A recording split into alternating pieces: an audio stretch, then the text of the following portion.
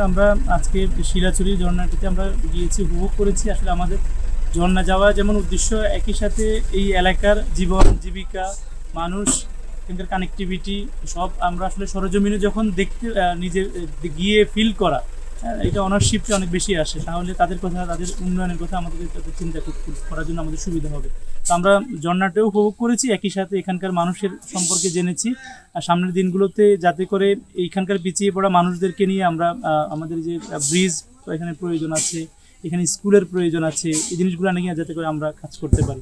ইনালা থেকে গাড়ি করে ডাঙ্গাবাজার যাই, ডাঙ্গাবাজার থেকে প্রায় 2 ঘন্টা পায়ে হেঁটে শিলাছড়া ঝর্ণায় পৌঁছাই। এই শিলাছড়া ঝর্ণায় পৌঁছে আমাদের সমস্ত ক্লান্তি দূর হয়ে যায়। যারা অ্যাডভেঞ্চার প্রেমী তাদের জন্য শিলাছড়া ঝর্ণাটি হতে পারে সুন্দর গন্তব্যের জায়গা। ঝর্ণাতে গিয়েছিলাম, প্রায় 2 ঘন্টা ব্যাপী আমরা পায়ে হেঁটে যেতে হয়েছে। তো অত্যন্ত সুন্দর হয়েছে। যারা অ্যাডভেঞ্চার প্রেমী, আশা করি আপনারা কোনো এক সময় দেখে আসবেন। শিলাছড়ি ঝর্ণায় গিয়েছি এবং শিলাছড়ি ঝর্ণায় যাওয়ার পথে আমরা একটা নতুন অভিজ্ঞতা হলো আমার। আমি তো পাহাড়ে কখনো আসিনি, প্রথমে আসলাম।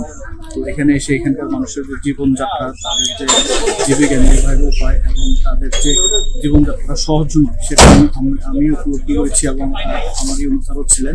এখানে তাদের কোনো ব্রিজ প্রয়োজন, একই সাথে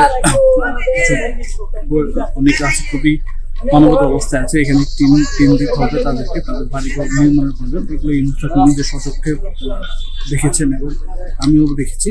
আমরা ইনশাল্লাহ এই নিয়ে কাজ করবো।